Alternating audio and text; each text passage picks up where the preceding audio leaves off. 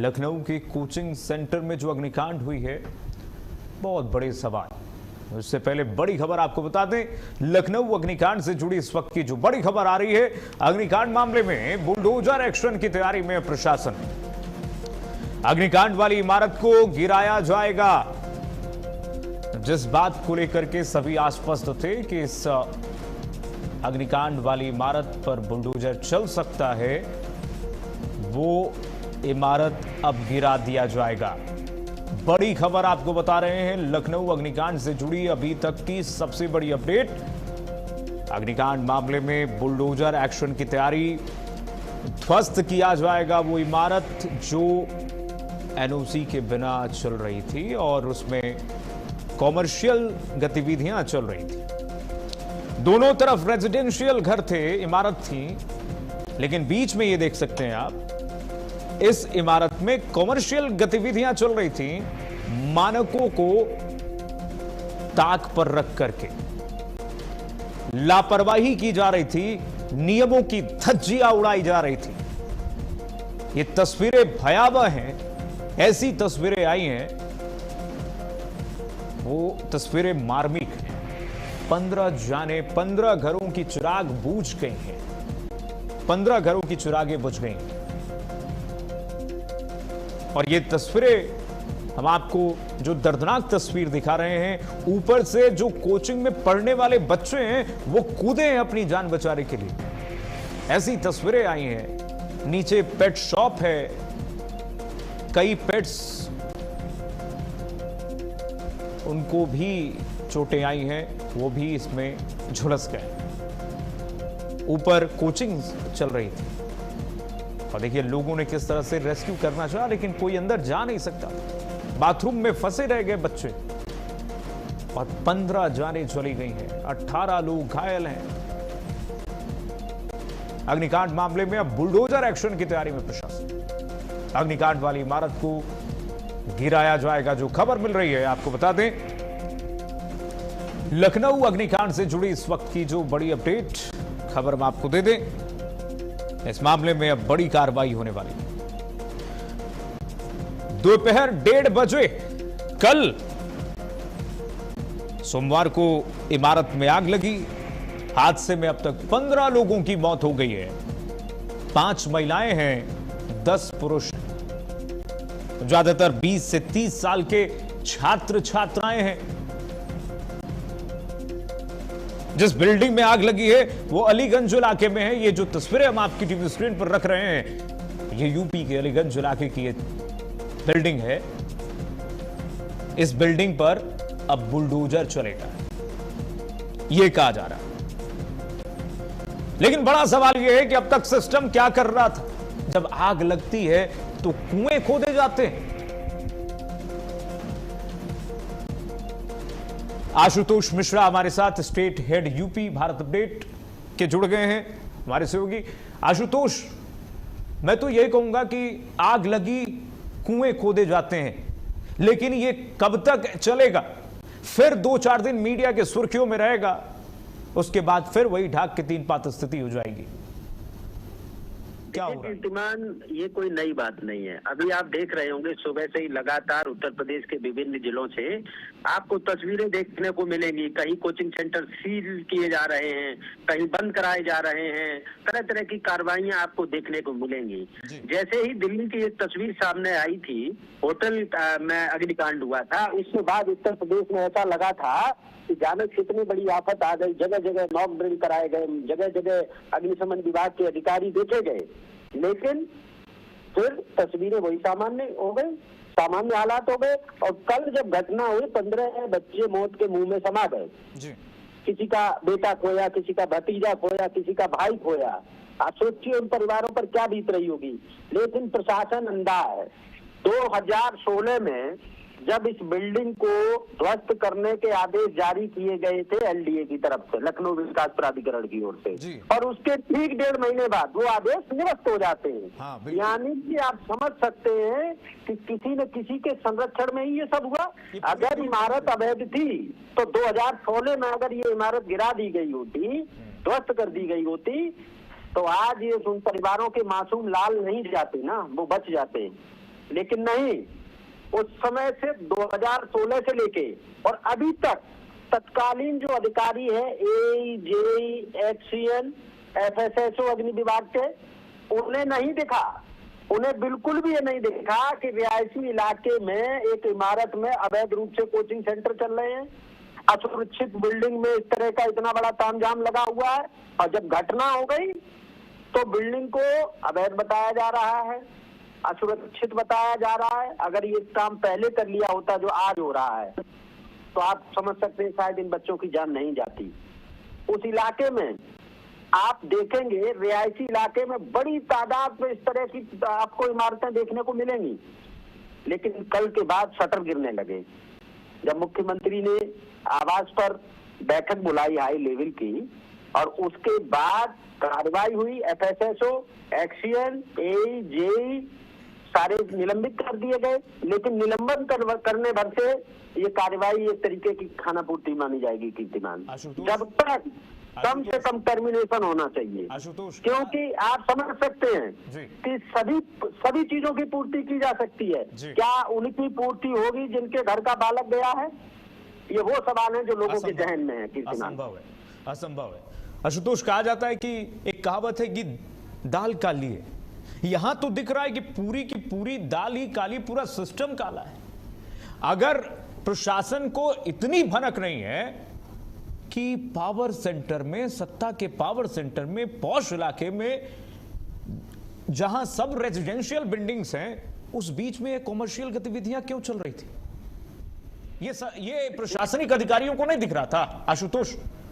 यही सवाल हम लोग कल से कर रहे हैं, और यही सवाल पब्लिक कर रही है कि आखिरकार आंखों से अंधे और कानों से बहरे क्यों हो गए थे ये अलापसर? उस समय इनको क्यों नहीं दिखा? और जब कल इतनी बड़ी घटना हो गई, और आप समझिए ये उत्तर प्रदेश की लखनऊ राजधानी का ये हाल है, जहां मुख्यमंत्री रहते हैं, घटना स्थल से महज 8 किलोमीटर की दूरी पर, वहां का ये हाल है, वहां की ये तस्वीर है। मैं आज गया सुबह फिर घटना स्थल पर, तो मैंने देखा। आशुतोष, मैं रोकूंगा आपको। हमारे साथ इस अग्निकांड के पीड़ित जो हैं अभिषेक शर्मा जुड़ रहे हैं। अभिषेक ने वो देखा है, वो मंजर देखा है अभिषेक ने। जरा हम दर्शकों को सुनवाएं अभिषेक को। अभिषेक बहुत स्वागत है। आवाज मिल पा रही है अभिषेक आपको? जरा बयां कीजिए अभिषेक, वहां पर किस तरह के दर्द थे, आपने क्या देखा, क्या माहौल था उस समय अभिषेक? अभिषेक आवाज मिल पा रही है क्या आपको?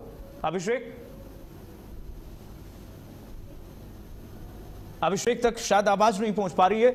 अभिषेक शर्मा वो पीड़ित हैं, एक्सक्लूसिव भारत अपडेट पर जुड़ रहे हैं, जो इस पूरे भयानक मंजर में जिस त्रासदी को उन्होंने अपनी आंखों से देखी है, कूदते हुए लोगों को उन्होंने देखा। अभिषेक हमारे साथ फिर जुड़ गए।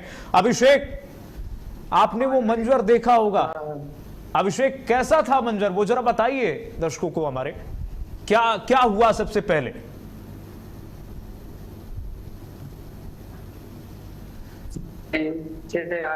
फिर उसके बाद ऊपर जो है खूब धुआं हो गया था, बाकी हम लोग को पता ही नहीं चला कब आग लगी, और हम लोगों ने शीशा तोड़ा। फिर उसके बाद कुछ दिख नहीं रहा था, दम घुट रहा था अंदर। फिर उसके बाद हम लोग जो है शीशा तोड़े, फिर हम 2-3 लोग को निकाले, फिर उसके बाद हम निकले कार से। फिर उसके बाद जैसे हम लोग कूदे हैं, मेरे ऊपर 4-5 लोग और आए। फिर उसके बाद जो है आग बढ़ गई, तो बाकी आने का मौका ही नहीं रहा बाकी लोगों के पास। अच्छा अभिषेक, आप कह रहे हैं कि हम लोगों को देखने का मौका ही नहीं मिला, अंदर पूरा एकदम धुआं हो चुका था। सबसे पहले इमारत के किस हिस्से में आग लगी? किस हिस्से में आग लगी सबसे पहले? कहां आग लगी थी सबसे पहले? और उसके बाद कितने लोग थे अंदर? नीचे से आ रही थी अरे हम लोग 25 लोग थे। अच्छा, उसके बाद ये, यानी कि आप अभिषेक कह रहे हैं नीचे आग लगी, उसके बाद ये फैलती चली गई ऊपर तक, और ये भी खबरें आ रही हैं कि कुछ बच्चे जो हैं बाथरूम में भागे, बाथरूम में छिपे थे आग से बचने के लिए। जी, बाथरूम में भागे थे कि उनको कुछ हुए ना, लेकिन वो क्या नाम है, बाथरूम में और ऑक्सीजन नहीं मिला उन लोग को, और जहां से हम लोग कूदे वहां भी रिस्की था, आगे बढ़ रही थी। और जो तस्वीरें आई अभिषेक, जो बच्चे बाहर कूद रहे हैं, जो रेलिंग पर गिर रहे हैं, उनको निकलने का मौका कब मिला? अभिषेक, बीच की खिड़की तोड़ चुके थे, फिर आग लग गई थी ना, तो वो कूद गए थे ऊपर से बीचों बीच से, और बाकी मौका नहीं मिला किसी को निकलने का। शायद अभिषेक 2-3 लोग रेलिंग से निकल आए थे। हाँ जी अभिषेक बोलिए। 2-3 रेलिंग से निकल आए थे जीने, बाकी 2-3 लोग जीने से चले आए थे रेलिंग से, मुंह में रुमाल बांध के। अच्छा अभिषेक, ये स्थिति कोई भी देखेगा कांप जाएगा। 1:30 बजे की ये घटना है। 1:30 बजे आग लगी अभिषेक, 1:30 बजे लगी ये आग? 2:30 बजे करीब में, 2:30 बजे। हाँ, और वहां पे कोई तब तक नहीं पहुंचा, कोई प्रशासनिक अधिकारी नहीं पहुंचा था? आग लगने के कितने बजे बाद अधिकारी वहां पर पहुंचते हैं, दमकल कर्मी वहां पर पहुंचते हैं? जब पूरी बिल्डिंग में, इमारत में आग लग गई तब? उसके आधा घंटे बाद ही आए हैं। हाँ। उससे थोड़ा पहले आने की कोशिश करते तो बच सकते थे वो जी लोग हमारे। जी ठीक है अभिषेक आप बने रहिएगा। आपकी हम कोशिश कर रहे हैं अभिषेक, हम कोशिश कर रहे हैं अभिषेक कि आपकी आवाज, आप जैसे बच्चों की आवाज, दुख दर्द पीड़ा, जो मानसिक पीड़ा आपने कल झेली है, वो पीड़ा हम उन अधिकारियों तक पहुंचाएं जो अधिकारी सोए हुए हैं, बहरे हैं, गूंगे हैं, जिन अधिकारियों को पहले ही चेत जाना चाहिए था, जिनकी मिली भगत से इस कॉमर्शियल गतिविधि चल रही, इस कॉमर्शियल इमारत को ढाया नहीं गया। आदेश बहुत पहले आ गया था कि इसको हटाया जाए। वो एलडीए के अधिकारी कर क्या रहे थे? उन गूंगे बहरे अधिकारियों को आपकी आवाज अभिषेक हम सुना रहे हैं। वो गूंगे बहरे अधिकारी आपकी आवाज सुने। आइए मेहमानों पर चलेंगे जरा। हमारे साथ 2 मेहमान जुड़ गए हैं, उनसे बातचीत करें। अभिषेक आप भी बने रहिएगा। हमारे साथ पूर्व आईपीएस जुड़ गए हैं, जुगल किशोर तिवारी सर। जुगल किशोर तिवारी जी, बहुत स्वागत है सर आपका। हमारे साथ संजीव जुड़ रहे हैं, ब्यूरो चीफ लखनऊ। संजीव का भी मैं बहुत स्वागत करूंगा। जुगल किशोर सर, इन मासूम बच्चों की क्या गलती थी? आखिर कब तक सिस्टम इस तरह से सीखेगा? कब तक मासूमों की जान जाएगी, दोषारोपण होगा, एक डिपार्टमेंट दूसरे डिपार्टमेंट के कंधे पर दोषारोपण कर देगा? ना हमने गोवा कांड से, ना मालवीय नगर दिल्ली के अग्निकांड से, ना इस भयावह अग्निकांड से हम लोग सबक क्यों नहीं सीख रहे सर? आखिर क्यों ऐसे हो रहा है और ये कब तक होगा? मासूम बच्चों की जान कब तक जाएगी? क्या हो रहा है समझ में ही नहीं आ रहा। देखिए निश्चित रूप से ये व्यवस्था की कमी है, और होता यह है कि जो अब राजनीति का रुख है ना, किसी दूसरी तरफ हो गया है। हाँ। लखनऊ में भी करीब मेरे ख्याल से 4 साल पहले इसी तरह का होटल में एक हादसा हुआ था। बिल्कुल हुआ। एसआईटी बनी थी, जांच हुई थी, अधिकारी सस्पेंड हुए थे, चीफ फायर अफसर तक के अधिकारी सस्पेंड हुए थे, बाद में वो सब बहाल हो गए। जड़ तक कोई जाने को तैयार नहीं है। और जो डे टू डे की एक्सरसाइज होनी चाहिए थी, जिसमें सिर्फ एक डिपार्टमेंट इन्वॉल्व नहीं होता है, अग्निशमन नहीं, हर डिपार्टमेंट का इन्वॉल्वमेंट है इसमें। कुछ हमें बेसिक चीजें भी समझनी होंगी कि एक्चुअली ये सब बिल्डिंग्स जब बनी है उस समय आपको पता होगा एसी वगैरह इतने यूज नहीं होते थे। हाँ। एसी आए भी नहीं थे। हाँ। कूलर बाद में आए, और जो वायरिंग होती थी ज्यादातर एल्युमिनियम की उस समय वायरिंग होती थी। लोगों ने वायरिंग खैर ठीक करा ली होगी, लेकिन जो लोड रहा, जो वायरिंग की कैपेसिटी रही, वो उसी हिसाब से रही पुराने समय से। लोड बढ़ता चला गया, चले गए, हर कमरे में एसी लगा। हाँ। एक कमरे में कई एसी लगने लगे। हाँ। और जब ये व्यवसायिक प्रतिष्ठान हो गए तो अनेक एसी लगने लगे, तो उसका जो ओवरलोड आया, उससे बिजली के जो तार हैं आपके वही लगे हुए हैं कनेक्शन। और हाँ। यहाँ भी वही घटना हुई। मैक्सिमम घटनाएं ऐसी हो रही हैं, आपने देखा होगा सर, दिल्ली के जुगल सर, लखनऊ में। जुगल सर आप जो बात कह रहे हो बिल्कुल मैं आप अग्री कर रहा हूं, 100%, 100% अग्री कर रहा हूं। लेकिन सर ये बात तो वो है ना कि हमें बेस में जाना पड़ेगा, मूल में जाना पड़ेगा। एसी लगी, वायरिंग क्या हुई, क्या नहीं हुआ, शॉर्ट सर्किट क्या हुआ, क्या नहीं। मेरा मूल सवाल, मेरा प्रश्न यह है, जो लोग भी पूछ रहे हैं कि अगल बगल जब रिहायशी इलाके हैं, तो ये बीच में कॉमर्शियल इमारत क्यों खड़ी कर दी गई? और पहला प्रश्न मेरा ये। दूसरा प्रश्न मेरा ये कि जब इस इमारत को ढहाने के लिए, इसको तोड़ने के लिए पहले आदेश थे, तो किनकी मिलीभगत से, किनके प्रश्रय से ये इमारत ऐसे जस के तस खड़ी रही? देखिए, भ्रष्टाचार जो पनप रहा है हमारे देश में, ये दुर्भाग्य है जो हर विभाग में जड़ तक पहुंच गया है, और उसका ये परिणाम है।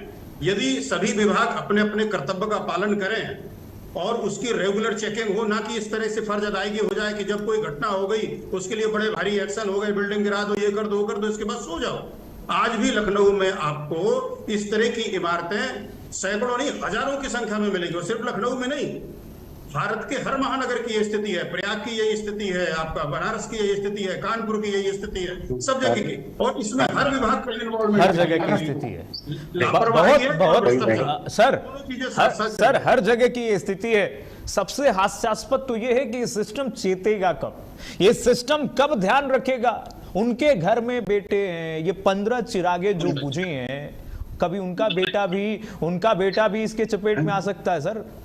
मैं हमारे साथ पीड़ित जुड़े हुए हैं, जुगल सर हमारे साथ पीड़ित जुड़े हुए हैं, अभिषेक शर्मा। अभिषेक जरा बताइए क्या मंजर था वहां पर, एक बार फिर से क्लियर बताइए अभिषेक। जी, वहाँ पे पीछे आग लग रही थी, फिर धुआं हो गया था, उसमें मेरे ऑक्सीजन बचत पूरा भर गया था। फिर उसके पीछे से कोई रास्ता भी नहीं था, फायर एग्जिट।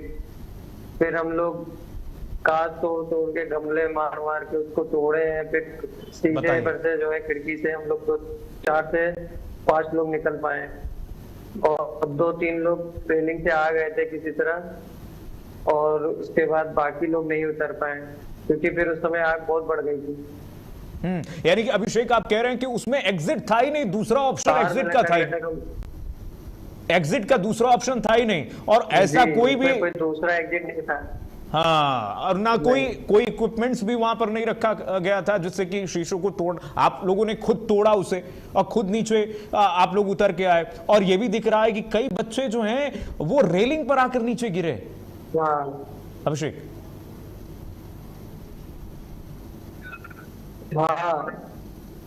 जी, हाँ मैं समझ सकता हूँ, मैं समझ तो बीच में जी। अभिषेक बोलिए, अभिषेक बोलिए, आपकी आवाज आ रही है, बोलिए अभिषेक बोलिए। भैया तो आग के बीच में ही कूद गए थे, उनकी रीढ़ की हड्डी चली गई, टूट गई है। हाँ बिल्कुल, फ्रैक्चर हो गई है रीढ़ की हड्डी, और उसके बाद बाकी लोग नहीं निकल पाए। अच्छा, कह रहे हैं कि आप अभिषेक 20 से 25 लोग थे, ये फर्स्ट फ्लोर पे थे? 20 से 25 लोग जो छात्र थे, पढ़ने गए थे आप जैसे? नहीं, थर्ड फ्लोर पे। थर्ड फ्लोर पे? हाँ। और थर्ड फ्लोर पे? फर्स्ट फ्लोर पे शायद आग लगी जी। फर्स्ट फ्लोर पे आग लगी थी, थर्ड फ्लोर पे हम लोग थे। हम लोग को बाद में पता चला है, किसी ने नीचे आवाज दी थी कि जो है आग लगी, और बाद में जब धुआं फैला है तो हम लोग को पता चला है। यानी कि नीचे से आग लगी और वो फैलते चली गई थर्ड फ्लोर तक। हाँ। तब तक आप लोगों के पास मौका था वहां पे निकलने का। कुछ लोग तो बच गए हैं, कुछ बच्चे जिनकी जाने गई हैं, 15 लोग जिनकी जाने गई हैं, अब वो किस फ्लोर पे थे? ज्यादातर फर्स्ट फ्लोर पे, बेसमेंट पे, या फिर ऊपर थर्ड फ्लोर पे? सब ऊपर ही थे, सारे ऊपर। हम थे उसी में सब थे, थर्ड फ्लोर पे। बिल्कुल, आपकी पीड़ा हम समझ सकते हैं अभिषेक।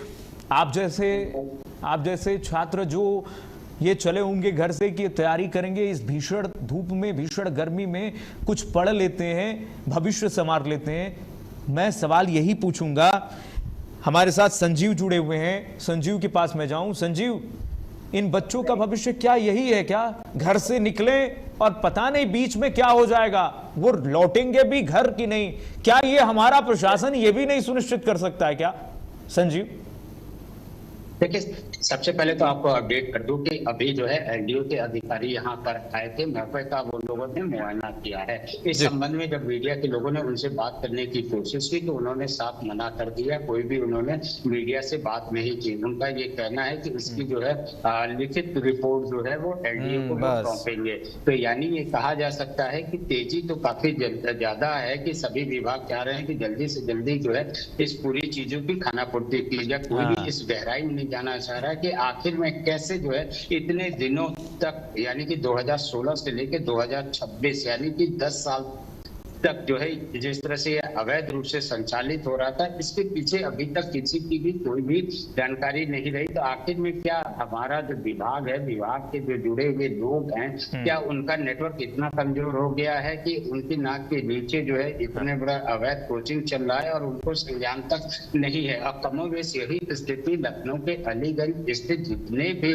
कोचिंग सेंटर है वो ज्यादातर ये कहा जा सकता है कि वो मानक को पूरा नहीं कर रहे हैं। एक आध कोचिंग को अगर छोड़ दी जाए तो वो मानक को पूरा कर रहे हैं, वरना जो है सभी जितने कोचिंग है ये कह सकते हैं कि वो एक सक्रिय मतलब सिर्फ रास्ते से जो है वही एग्जिट है और वही जो है इंटर का भी उनके लिए रास्ता दिया गया है। जहां तक आगे बच्चे के भविष्य की बात की जाए तो जिस तरह से ये घटना हुई है ये कहा जा सकता है कि कहीं ना कहीं जो कोचिंग सेंटर है या फिर जो लाइब्रेरी है जहाँ पे बच्चे पढ़ने जाते हैं वो कहीं ना कहीं बच्चों के भविष्य के साथ खिलवाड़ कर रहे हैं।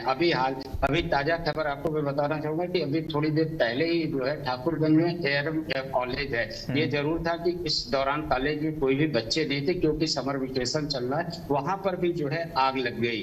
तो दमकल की गाड़ी मौके पर पहुंची और किसी तरह से आग पे काबू पा लिया गया है। अब सवाल ये उठता है कि अभी कोचिंग सेंटर में ये आग बुझी नहीं कि उसके बाद तुरंत जो है ठाकुरगंज में मामला देखने को मिला है। ठीक कह सकते हैं कि इस तरह के कई मामले जो है सामने, एक मामला है, फहरिस्त है, ऐसे मामलों की फहरिस्त है संजीव, और ये बच्चे देश के भविष्य हैं संजीव, ये देश के भविष्य हैं जो आप कह रहे हैं। अभिषेक हमारे साथ जुड़े हुए हैं लगातार। अभिषेक को पता भी नहीं था कि वो जा रहे हैं कोचिंग में, जिस कोचिंग में जा रहे हैं और रोज मेहनत कर रहे हैं कि एग्जाम में बैठेंगे, प्रश्न पत्र लिखेंगे और देश का भविष्य बनेंगे। उनको ये पता ही नहीं है कि उनका भविष्य ही खतरे में है। ऐसे जैसे संजीव कह रहे हैं कि ऐसे सैकड़ों कोचिंग इंस्टीट्यूट हैं जो रियायती इलाके में इसी तरह से कमर्शियल गतिविधियां चला रहे हैं। व्यवस्थाओं के नाम पर, एनओसी के नाम पर सब कुछ लिपापोती कर दी जाती है। अभिषेक जैसे हजारों बच्चे होंगे जो अलीगंज के तमाम कोचिंग सेंटर्स में पढ़ते होंगे, लेकिन अभिषेक को यह नहीं पता था कि उनके साथ क्या होने जा रहा है। अभिषेक, जो वहां पर जो स्थिति हुई वो भयावह है और कल्पना नहीं की जा सकती है। आपको ये पता था कि आप जा रहे हैं वहां पर और आपके साथ ये घटना हो जाएगी अभिषेक? नहीं, बिल्कुल नहीं पता था। ये प्रशासनिक अधिकारियों की जिम्मेदारी है ये सुनिश्चित करे कि सबसे बड़ी बात तो ये है कि वो कोचिंग, वो इमारत जिसकी है, वो मालिक जो अभी बताया जा रहा है कि करोड़ों रुपए छाप रहा था, पहले भी मिली भगत करके प्रशासनिक अधिकारियों से अपने इमारत के ध्वस्तीकरण पर स्टे लेकर रखा था। इस इमारत को पहले ही ध्वस्त करने के आदेश दे दिए गए थे, लेकिन बावजूद ये भ्रष्टाचार का जीता जागता सबूत जस का तस रहा। ऊपर से लेकर नीचे तक पैसा छापा जा रहा था। नीचे पेट शॉप था, ऊपर आप कह रहे हैं थर्ड फ्लोर पे कोचिंग चल रही थी अभिषेक जी। थर्ड फ्लोर पे कोचिंग चली थी और सेकंड फ्लोर पे क्या हो रहा था? सेकंड फ्लोर पे पेट शॉप वाले का वो सब था, सामान वगैरह, गोदाम था उनका। एक बात आपने ये भी कहा अभिषेक कि आप लोगों को पता भी नहीं चला कि नीचे आग लगी है। सबसे पहले कैसे पता चला? पता चला था कि हम लोग अपने काम में थे ना, क्योंकि फिर उसके बाद जब धुआं फैला है एकदम पूरा काला काला हो गया था इसके अंदर, फिर बाद में पता चला है। फिर हम लोग कहीं ना कहीं ये ढूंढ रहे थे कि कहाँ से निकला जाए, बस निकल जाए किसी तरह, दम घुटने लगा था। सब साथी में थे हम लोग पहले, फिर उसके बाद 6 साथी लोग निकल पाए उससे। अच्छा, आप कैसे निकले? वो जो रस्सी बगल से जिसने भी डाली होगी, किसने डाली वो रस्सी? उसके थ्रू बच्चे निकले, आप भी उसी के थ्रू निकले? जी के थ्रू निकले, वो पब्लिक कर थी नीचे पब्लिक। अच्छा, नीचे। और हाँ, वो पानी वाले जो होते हैं वो बहुत देर में आए, दमकल कर्मी। आधा घंटा लगा दिया तो लोगों ने, आधे घंटे लग गए। तब तक आग बहुत बढ़ गई थी। आधे घंटे लग गए, आप कह रहे हैं लग कि आधे घंटे लग गए दमकल कर्मियों को पहुंचने में, और वो पॉश इलाका है, वो पॉश, ये पॉश इलाका अलीगंज का। अभिषेक, आधे घंटे में तो पूरी इमारत जल करके एकदम पूरी राख हो गई। आधे घंटे क्यों लगे? सबसे बड़ा सवाल यह है। दमकल कर्मियों से पब्लिक नहीं होती तो जो जाने वहां पर, आप कह रहे हैं अभिषेक 25 लोग फंसे थे, कई लोगों को बाहर निकाला है पब्लिक ने, वहां पर लोगों ने, जनता ने। ये जो तस्वीरें हैं देखिए, बच्चे गिर रहे हैं, रेलिंग टूट रहा है। आप सोचिए जो बच्चे नीचे गिरे होंगे उनकी क्या स्थिति हुई होगी। आप कैसे निकले अभिषेक, जरा बताइए, जरा एक एक करके कैसे निकले आप, पूरी आप बीती दर्शकों को। जी, हम लोगों ने खिड़की तोड़ी उसपे, फिर उसके बाद हम लोग खिड़की तोड़ के जो है 2 लोग को निकाला मैंने, फिर एक लड़की को निकाला, और फिर उसके बाद हम निकले। फिर मेरे ऊपर 3-4 लोग और आए, फिर उससे मेरा हाथ छोड़ गया तो मुझे भी चोट लग गई थी। फिर उसके बाद जो है, उसके बाद कोई नहीं निकल पाया, आग बढ़ गई थी। अच्छा, उसके बाद कितने लोग फंसे रह गए? केबल था जो इलेक्ट्रिसिटी वाला, हाँ, उसी पे सब पकड़ के आए थे। मतलब आप सौभाग्यशाली हो अभिषेक, आप सौभाग्यशाली हो, और आप बहुत ब्रेव हो अभिषेक, कि आप अपने भी निकले, आप बहुत बहादुर हो, और लोगों को भी आपने निकाला। कितने लोगों को आपने निकाला, और कितने लोग फंसे रह गए अंदर जब आग बढ़ गई? तो कुछ अंदाजा था? जी, आग जब बढ़ी है तो हमारे 15 से 18 के बीच जो थे वो हमारे फंस गए थे ऑफिस के। और बाकी वो लोग नहीं निकल पाए क्योंकि पीछे से कोई रास्ता ही नहीं था। मतलब 15 से 18 लोग फंसे रह गए आपके बाद? जिन लोगों की जान चली गई है वो वही लोग हैं?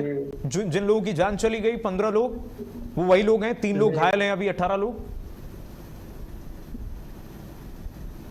जी, आपकी बहादुरी की मैं दाद दूंगा, और आपने सिस्टम को तमाचा मारा है अभिषेक, आपने सिस्टम को तमाचा मारा है, वो सिस्टम जो बच्चों के भविष्य को सुनिश्चित नहीं कर पा रहा है। संजीव हमारे साथ जुड़े हुए हैं। संजीव, अभिषेक कह रहे हैं कि वो स्थिति इतनी भयावह थी कि बच्चों ने घुटन में अपनी जान दी है। आप सोचिए, जो बच्चे बाथरूम में जाकर के फोन करके कह रहे हैं कि पापा, घर परिजनों को बता रहे हैं कि भैया मैं फंस गया हूं, आ जाइए, और उसके बाद उनकी बात ही नहीं हो पाई होगी। आप सोचिए कितनी भयावह स्थिति होगी। वो पेरेंट्स भी अंदर नहीं जा पाए होंगे अपने बच्चों को निकालने के लिए। कितनी दर्दनाक मौत है ये। बिल्कुल आपने सही कहा कि जो कोचिंग सेंटर है जहाँ पर ये मिला था, अगर उसको देखा जाए तो कहीं से भी ये कह सकते हैं कि धुआं निकलने की कहीं से भी कोई भी जगह नहीं थी। और जिस तरह से जो सीढ़ी इतनी सकरी है कि अगर कोई एक बार चढ़ेगा तो उधर से वापसी में कोई उतर नहीं सकता, यानी लोगों का एग्जिट जो है नहीं हो सकता है। तो ये कह सकते हैं कि काफी ज्यादा सक्रिय थी। जिस तरह से ये चल रहा था पूरी तरीके से अवैध थी। और लेकिन सबसे बड़ा सवाल फिर यही उठता है कि आखिर में विभाग जो है नजर क्यों नहीं पड़ी? क्या जिस तरह से इलेक्ट्रिसिटी की बात की जाए, ये जो है रेजिडेंशियल एरिया होने के बावजूद जो है इन्होंने कमर्शियल कनेक्शन ले रखा था और उसका वो बिल जमा कर रहे थे। जबकि अगर एलडीए की बात की जाए तो एलडीए में जो है अभी भी वो रेजिडेंशियल ही था, कमर्शियल में कन्वर्ट नहीं हुआ था। तो यानी कि ये कह सकते हैं कि विभाग का आपस में ही तालमेल नहीं है। एक और वो पैसा दे रहे थे, दूसरी ओर पैसा वो कम कर रहे रहे थे, यानी कि जो एलडीओ को पैसा जाता है वो उन्होंने नहीं दिया, रसीद नहीं करवाई। इसके अलावा अगर अग्निशमन विभाग बाकी है तो अग्निशमन विभाग को भी ये चाहिए था कि जिस तरह से जो कॉमर्शियल है या फिर यहाँ पर भी कोचिंग सेंटर चल रहे हैं उनका वो लोग को जायजा लेना होता है हर महीने में, लेकिन ऐसा कुछ भी नहीं हुआ। क्योंकि ये कह सकते हैं कि जब भी कोई घटना होती है तो घटना के बाद जो है विभाग सचेत होता है, और शायद यही कारण है कि इतनी बड़ा हादसा जो है लखनऊ के मेन जो पॉश एरिया कह सकते हैं वहां पर ये घटना हुई है, 15 बच्चों को अपने जान गंवानी पड़ी है। तो जिस तरह से ये हादसा हुआ उसके बाद ये कहा जा सकता है कि अब देर से ही सही, कम से कम अगर प्रशासन विभाग आज भी जागे तो शायद भविष्य में इस तरह की घटना हो सकती है। जी नहीं जागेगा, प्रशासनिक अधिकारी नहीं जागेंगे, वो उसका जीता जागता सबूत है ये। संजीव, गोवा से लेकर के मालवीय नगर में अग्निकांड हुआ, मालवीय नगर में अग्निकांड हुआ, फहरिस्त तो है अभी इसी वर्ष ये अग्निकांड के, बावजूद इसके 2-4 दिन सुर्खियों में रहेगा, उसके बाद ढाक के 3 वही स्थिति होगी। एसओपी बनाई जाती है, वो एसओपी पता नहीं कहां चली जाती है, समझ में ही नहीं आता है। और सबसे बुरी बात और सबसे हास्यास्पद बात पता है क्या है? अभिषेक कह रहे हैं, पीड़ित जो हमारे साथ एक्सक्लूसिव जुड़े हुए हैं, उस मंजर को इन्होंने देखा है, कह रहे हैं कि आधे 1.5 घंटे लग गए दमकल कर्मियों को वहां पर पहुंचने में, उस पौष इलाके में संजीव, जहां से बहुत कम दूरी पर दमकल विभाग था, पौष इलाका था, वो शहरी इलाका है अलीगंज का। दमकल कर्मियों को आधे घंटे से अधिक लग जाएंगे। बिल्कुल आपने सही कहा, अगर दमकल कर्मी चाहते तो समय से आ जा सकते थे, लेकिन कहीं ना कहीं उनकी भी जो है ये लापरवाही देखने को मिली है, वो समय से नहीं पहुंच पाए हैं। आधे घंटे की जगह अगर 20 मिनट लगते तो शायद कई और लोगों की भी जान बच जाती। अब ये तो विभागीय जांच के विषय है, क्योंकि जिस तरह से एसआईटी का गठन किया है, एसआईटी भी अपनी आई थी प्रारंभिक जो है, और उन्होंने अपने जांच करना शुरू कर दिया है। जो फॉरेंसिक टीम थी वो भी यहाँ पर आई थी, उन्होंने भी मौके का मुआयना किया है और कुछ नमूने को ले गए हैं। लेकिन अब सवाल फिर वही उठता है कि आखिर में विभाग कब जागेगा, क्योंकि लगातार ये कह सकते हैं कि इस तरह के जो मामले सामने आ रहे हैं उसके बाद कुछ दिनों तक तो मॉक ड्रिल होता है, उसको देखा जाता है, और प्रशासन ये कहते हैं कि इन मुद्दों को लेकर वो काफी ज्यादा सजग है, लेकिन फिर ढाल के 3 पात वाली स्थिति हो जाती है कि 2-3 दिन जो है मॉक ड्रिल चलता है और उसके बाद जो है उसको खत्म कर दिया जाता है। यानी कि ये कह सकते हैं कि जो लोग जिस तरह से अवैध कोचिंग चला रहे हैं या फिर जो अन्य जो व्यवसायिक केंद्र है वहां पर जो है उनकी गतिविधि नहीं रहती विभाग की, जिसकी वजह से इस तरह की चीजें पनपती रहती हैं और अचानक ऐसी बड़ी घटना हो जाती है जिसकी वजह से लोगों को अपनी जान भी गंवानी पड़ जाती है। संजीव, आइए जरा हम चर्चा करेंगे इन चारों आरोपियों पर। ये चारों आरोपी, जिसमें से एक वीरेंद्र शुक्ला कहा जा रहा है और इसका भाई, ये वीरेंद्र शुक्ला और ये दोनों मिलकर के पैसे छाप रहे थे। इनकी मिलीभगत इतनी थी कि पहले जिस इमारत को ढाने के आदेश थे वैसे ही खड़ी रही। भ्रष्टाचार का जीता जागता नमूना नहीं है ये कहां से, कैसे मिलीभगत थी इनकी, जरा ये भी बताइए चारों आरोपियों के बारे में जो गिरफ्तार किए। बिल्कुल ये कहा जा सकता है कि वीरेंद्र शुक्ला जिनको की पुलिस ने गिरफ्तार किया है, अलीगंज थाने की पुलिस ने गिरफ्तार किया। इससे पहले सीपीएमटी के मामले में जो है इनका नाम आया और ये जेल भी जा चुके हैं। इसके बावजूद ये कह सकते हैं शासन जो है तैयार नहीं रहा, मुस्तैद नहीं रहा, और शायद यही कारण था कि इतनी बड़ी बात हो गई। अगर प्रशासन मुस्तैद होता, इस तरह से चेकिंग अभियान चलाया जाता तो शायद ये घटना न होती। पुलिस का ये जरूर कहना है कि इस पूरे प्रकरण में 4 लोगों को तो गिरफ्तार कर लिया गया है, लेकिन अभी पूरे मामले की विवेचना चल रही है। कुछ अन्य लोगों की भी गिरफ्तारी हो सकती है। हमारे साथ कुछ चश्मदीद भी हैं, उनसे भी बात कर लेते हैं, जो कि बिल्कुल आग लगी कोचिंग के उसके 2 घर छोड़ के जो है वो रहते हैं, उनसे भी बात करते हैं। आपसे ये जानना चाहेंगे कि जब ये घटना हुई उस दौरान आप कहाँ पे थे और कैसे पता लगा कि यहाँ पे आग लगी है कोचिंग सेंटर? देखिए, मैं कुछ ही दूर पास में था, तभी पता लगा, घर वालों ने बताया घर के बगल में आग लग गई है, आप कहाँ पे हैं, जरा मौके पे एक बार देख बताइए क्या है। तो हम जब घर पे पहुंचे तो वहाँ पे देखा कि आसपास इतना भीड़ चुका था और लपटे बहुत तेज पकड़ ली थी। तब फायर ब्रिगेड को फोन किया गया, उसके बाद अब तो बहुत भीड़ हो चुकी थी डर ये लग रहा था इस भीड़ को मौके से तो दूरी से देखा गया कि भीड़ बहुत ज्यादा थी और लड़के ऊपर से कूद रहे थे। ये देख के दृश्य मतलब एकदम दिल भर गया कि कैसे बच्चे बच के आएंगे, और किसी को जब बच्चे निकले हैं तब लोगों को पता लगा कि इसमें और बच्चे भी हो सकते हैं या हैं। सबसे बड़ी बात देखा जाए तो पता ही नहीं था, जब आग लगी लपटे तो लगा ऐसी आग लगी अभी फायर ब्रिगेड आगे बुझा देगी, लेकिन जब बच्चा कूदा है उसमें तब पता लगा है कि इसके अंदर लड़के भी हैं जिनको बचाना जरूरी है। उसके बाद पड़ोसियों ने अपना सामान निकाला और मैट बिछाया है कि ताकि बच्चे गिरते हैं तो उनको चोट ना आए, उनको बचा लिया जाए। काफी लोग लगा इकट्ठा हो गए, तो कोई पानी लेके आ रहा है, लेकिन फिर भी उसके बावजूद क्योंकि आग की लपटें इतनी ज्यादा थी कि आम लोगों से बचना बहुत मुश्किल था। अच्छा ये बताइए, क्या आपको ये पता था कि ये कॉमर्शियल है या फिर रेजिडेंशियल? क्या आप लोग को इसके बारे में जानकारी थी कि जैसे जो कोचिंग चल रही है, क्योंकि जो कोचिंग चलती है वो कॉमर्शियल में चलती है, क्या आपको पता था कि ये रेजिडेंशियल है क्या है? देखिए, जिस तरह दुकान खुली है तो सबको मालूम है कि कॉमर्शियल काम चल रहा है, लेकिन किसी का कागज पूरा नहीं पूरा है ये हम पड़ोसी से पूछेंगे तो उसका पड़ोसी पूरा मान जाता है। इसलिए जैसे आप पूछते हैं उसके बाद कोई मतलब ऐसे ही पूछने आ गया अगर तो लोग कहते हैं ये हमारा शिकायत कर देगा, हमारी वो शिकायत, तो दुश्मनी आपस में पैदा हो जाती है। इस कारण लोग पूछते नहीं है, क्योंकि पहले भी लोग पूछते थे तो नाराज हो जाते थे, आपसे क्या मतलब है इसका। तो ये चीज जानना बहुत मुश्किल होता है, क्योंकि अधिकारी आके पूछेंगे तो उनको सही बताएंगे ये, और हमारा पूछने का अधिकार भी नहीं है, और हम पूछते हैं तो हमारी आपकी दूरियां भी बन जाती हैं। तो इस कारण लोगों को पता नहीं था कि ये कॉमर्शियल है कि नहीं है, लेकिन कॉमर्शियल एक्टिविटी तो चल रही थी, सबको दिख रहा है, जैसे हमको दिख रहा है वैसे सबको दिख रहा था, लेकिन से चल रहा है। अब ये घटना ना हुई तो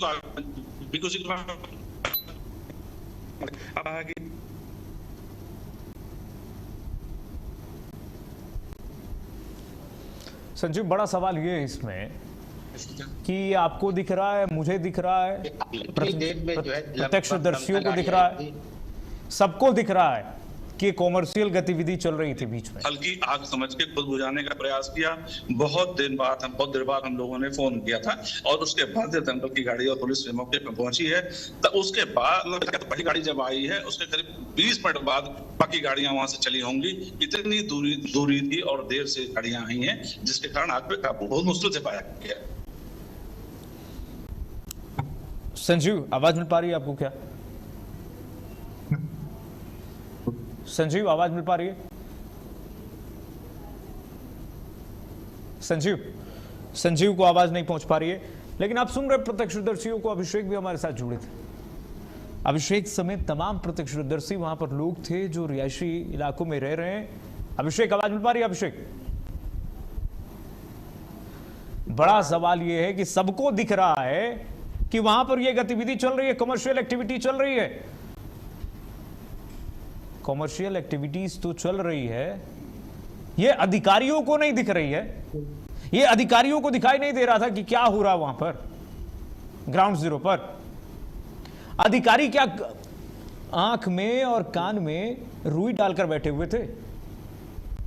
ये मिली भगत है, भ्रष्टाचार का जीता जागता नमूना है। और पोल खुल जाती हैं, ऐसी बातें छिप भी नहीं पाती हैं।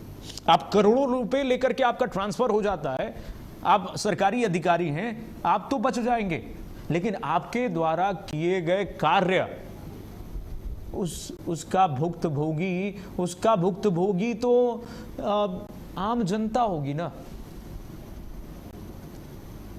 अभिषेक हमारे साथ लगातार जुड़े हुए। अभिषेक, आपने जो एक बात कही कि दमकल कर्मी वहां पर पहुंचते पहुंचते बहुत देर कर चुके थे, लड़कियां थी उसमें, मासूम बच्चियां थी, वो आखिरी स्थिति बताइए। उसके बाद कितना समय लगा पूरा रेस्क्यू में? दमकल कर्मी तो छोड़ दीजिए, कोई अधिकारी पहुंचा उसके बाद? जी, उसके बाद आए तो थे, लेकिन सबको ही टाइम लग गया था, देर हो गई थी, अब तक आग बहुत बढ़ गई थी ऊपर तक। और हमारे जो भाई लोग थे, जो भी लेडीज थी, उनको निकलना मुश्किल हो गया था। अच्छा, आपके परिजन कब तक पहुंचे वहां पर? जी, आपके घर से भी कोई गया होगा वहां पर? जी, मेरी मम्मी गई थी वहां से, भाई गए थे। मैंने तुरंत फोन किया था, और मेरे एक स्टॉप भैया ने फोन किया था अपने पापा को कि पापा मुझे बचा दो। आग लगने वाली है। और एक नैनीताल के थे, भविष्य उनसे बोल रहे थे कि अपनी माँ से कि जो है अब बचेंगे नहीं, आग लग गई। उसके बाद 1 घंटा तक कॉल भी चलाया, सब यही कह रहे थे, चिल्ला रहे थे, तड़प रहे थे। सब लेकिन नहीं बच पाए, दम घुट गया सबका। सब लोग तड़प रहे थे उस समय। सोचिए कितना भयावह मंजर रहा होगा, कितना भयावह मंजर रहा होगा, क्या स्थिति हुई होगी, कुछ कोई समझ भी नहीं पा रहा होगा। वो 20-21 साल 22 साल के महज बच्चे थे, वो क्या समझेंगे। वो पढ़ने गए थे, वो तो उनको तो दिख रहा था अपना फोकस, अपना टारगेट दिख रहा था कि आज हम क्या असाइनमेंट करके लाए होंगे, क्या देखेंगे, क्या पढ़ेंगे, क्या नया सीखेंगे। क्या वो यही एक्सपेक्ट कर रहे थे कि आज सीखेंगे कि किस तरह से सिस्टम लापरवाही करता है, किस तरह से सिस्टम लोगों के हित पर तमाचा मारता है, और सिस्टम की खामियां किस तरह से दिखती हैं। मासूम बच्चे उसके भुक्तभोगी होते हैं। अभिषेक लगातार बता रहे हैं अपनी पीड़ा, लेकिन ये पीड़ा अधिकारियों तक पहुंचे तो कम से कम अधिकारी समझें कि उनके भी बच्चे कभी इसी चपेट में आ सकते हैं। हालांकि ये ऐसा अमूमन होता नहीं है, क्योंकि मासूम जो आम लोगों के बच्चे हैं वही इसकी चपेट में आते हैं। अधिकारियों को क्या समझ में आता, फिर खाना पूर्ति कर दी जाएगी, डॉक्यूमेंटेशन होगा, दोषारोपण हो जाएगा, स्थिति ढाक के 3 पात, कुछ देर चलेगा एनओसी, उसके बाद फिर सब चुप हो जाएंगे। अभिषेक, एक अंतिम वो क्षण जो आपने देखा, जो क्षण देखा उसको बयां कर दीजिए जरा अपने शब्दों में। जी, मैंने ये देखा है कि पूरे ऑफिस में धुआं भर गया है, खिड़की से बढ़ता चला जा रहा था। फिर हम लोग एक कमरे में घुस गए सब लोग, फिर वहां पे जो है हम लोग सांस नहीं ले पा रहे थे, पानी मार रहे थे मुंह पे। फिर उसके बाद कोई ऑप्शन नहीं था तो सबसे कहा कि खिड़की तोड़ा जाए। फिर सबने तोड़ा, जो मिल रहा था गमला, हाथ पैर उससे मार रहे थे, क्योंकि एक ही वहां पे था और जो गेट था जहाँ से निकलने वाला जीने, वहां पे धुआं ही धुआं हो गया था। ऊपर छत पे भी ताला पड़ा था, तब पे भी हम लोग नहीं जा पाए थे। फिर उसके बाद तोड़ा है, ये तो कहिए सही समय पे तोड़ दिया था, नहीं तो आग बढ़ जाती तो उसमें मैं भी नहीं बचता। वो धुआं जो है पूरे ऑफिस में भर गया था और उसमें कोई मतलब बताने नहीं आया था हम लोग को नीचे से, और पब्लिक से हम लोग चिल्ला रहे थे बचाओ बचाओ। उसके बाद जब हम लोगों ने खिड़की तोड़ी, यही हुआ था। और कितना टाइम लग गया आप लोगों को नीचे उतरने में? सबको कितने लोग थे आपके साथ, कितने लोग उतरे नीचे? जी, हम लोग 10-15 मिनट तो लग गया था। 15 मिनट तो उसी के अंदर रहे थे। फिर जैसे पता चला कि ये बढ़ती चली जाएगी तो हम लोग कूदे थे। जब हम लोग का दम घुटने लगा था, हम लोग के मेरे साथ जो है 6 से 7 लोग और थे। 6 से 7 लोग और थे। अभिषेक, एक बार फिर से मैं आपकी बहादुरी की दाद दूंगा कि जिस तरह से आप लोगों ने अपनी जान बचाई है, जान को जोखिम में डाल करके जान बचाई है आप लोगों ने, और आप खुद सुरक्षित रहे। ये ईश्वर की कृपा। अभिषेक, बहुत शुक्रिया आपका, बहुत धन्यवाद। आपने हमसे बातचीत की, आप बीती आपने सुनाई कि किस तरह से सिस्टम की काल के गाल में जो मासूम फंसे, उनकी जान गई है, उसकी भरपाई कभी भी नहीं हो सकती है। अभिषेक जो अपनी पीड़ा बता रहे थे, जो वहाँ पर स्थिति थी वो बता रहे थे। आप सोचिए कि अभिषेक ये कह रहे हैं, जो पीड़ित वहाँ पर हैं, संजीव भी बात कर रहे थे वहाँ पर प्रत्यक्षदर्शियों से, जो आसपास के लोग हैं, कह रहे कि कोई सकरी गली भी नहीं थी, ऐसी स्थिति भी नहीं थी कि वहाँ पर दमकल कर्मियों के पहुँचने में अड़ंगा हो और देर लगे, लेकिन फिर भी आधे घंटे से ज़्यादा लग गए दमकल कर्मियों को इस पौष इलाके में पहुँचने में। आप सोचिए कल को यही घटना अगल बगल रिहायशी इमारतों में हो जाए तो फिर क्या स्थिति होगी। संजीव हमारे साथ जुड़ रहे हैं, अभिषेक का मैं शुक्रिया करूंगा। संजीव, अब जांच होगी, जांच के बाद कब तक रिपोर्ट आती है? प्रथम दृष्टया क्या लग रहा है संजीव? किन वजहों से ये आग लगी है? देखिए, अभी तक तो ये बताया जा रहा है कि शॉर्ट सर्किट की वजह से ये आग लगी हुई है। अगर एसआईटी की रिपोर्ट की बात की जाए तो एक सप्ताह में एसआईटी अपनी रिपोर्ट देगी। वही अगर एलडीए की बात की जाए तो एलडीए ने 5 सदस्यीय टीम का गठन किया है और ये माना जा रहा है कि उसको रिपोर्ट देने में 10 से 12 दिन का समय लग जाता है। लेकिन फिर वही सवाल है कि जब भी होती है उसके बाद उसकी जांच के आदेश दे दिए जाते हैं। लेकिन आखिर में ये सवाल आता ही क्यों है कि घटना हो और उसके बाद उसके जांच के आदेश दिए जाए। यानी कि घटना से पहले ही अगर थोड़े से भी विभाग की ओर से मुस्तैदी बरती जाए तो शायद इस तरह की अप्रिय वारदात नहीं होगी। और जिस तरह से 15 बच्चों ने जो है अपनी जान गंवाई है, उन बच्चों को अपनी जान नहीं गंवानी पड़ती। इसके अलावा जो एडमिट हैं जिनमें की 2 की स्थिति गंभीर अभी बनी हुई है, तो अब उनके साथ उनके भविष्य का क्या होगा, ये भी एक बहुत बड़ा सवाल है। तो कहीं ना कहीं ये कह सकते हैं कि जो लापरवाही है वो विभाग की ही लापरवाही है। विभाग की इस लापरवाही की वजह से ही जो है इतना बड़ा हादसा हुआ है। क्योंकि जो कोचिंग सेंटर काफी दिनों से चल रहा था और जो पेट क्लिनिक थी वो भी काफी समय से चल रही थी, तो इस दौरान आखिर में विभाग का प्रशासन के क्यों नहीं ध्यान गया। तो कई ऐसे बिंदु हैं जिस पर कि एसआईटी भी अपनी जांच करेगी। इसके अलावा जो है एलडीए भी अपनी जांच करेगी कि आखिर में जब 2016 में जो है इसके ध्वस्तीकरण के आदेश दे दिए गए थे तो 2 महीने में ऐसा क्या हुआ कि उस ध्वस्तीकरण के आदेश को निरस्त कर दिया गया। किन अधिकारी और कर्मचारियों की इसमें मिली भगत रही है, क्योंकि बिना मिली भगत की ये नहीं कह सकते हैं कि ये ध्वस्तीकरण।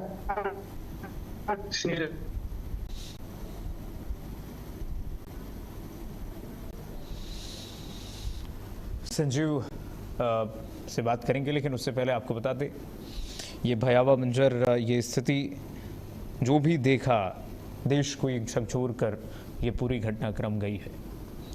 और एक और सवाल खड़ा करके ये मंजर गया कि क्या ऐसे ही अभी और भी हादसों को दावत दी जा रही है? ऐसे हादसे होंगे, उनके जिम्मेदार कौन होंगे?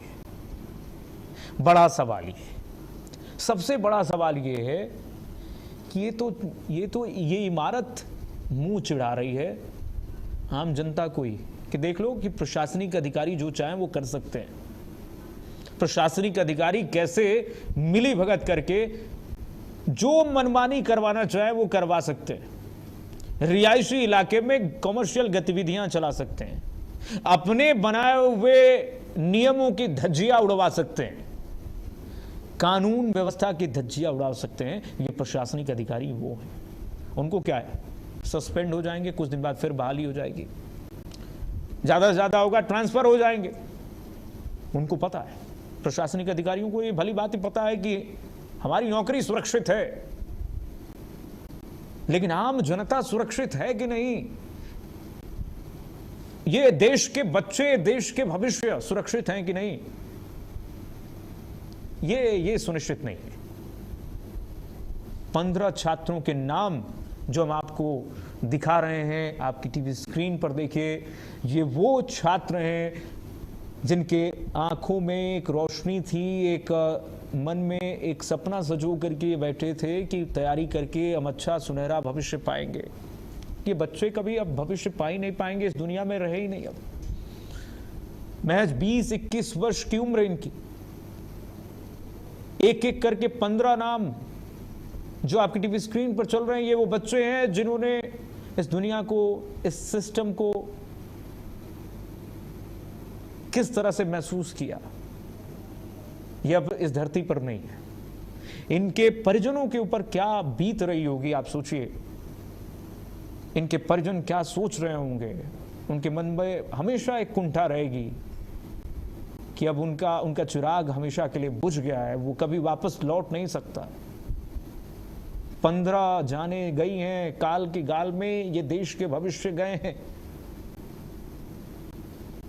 सवाल यही है कि ये जनता मरती है, आम लोग मरते हैं, लेकिन सिस्टम खाना पूर्ति करके रह जाता है। अब फिर वही हो रहा है जो हमेशा वर्षों से चलता आ रहा है। डाक के 3 पात स्थिति। अधिकारियों को भली बात पता है कि कुछ करना नहीं है, बस 4 दिन ये सुर्खियों में रहेगा ये खबर, उसके बाद फिर हम एनओसी खेल देंगे, एसआईटी बैठा देंगे, एसआईटी क्या रिपोर्ट देगी उसमें भी लिपापोती हो जाएगी और उसके बाद फिर वो स्थिति लोग भूल जाएंगे, लोगों के मन मस्तिष्क से भूल जाएगा, पूरी घटना मानसिक पटल से उतर जाएगी,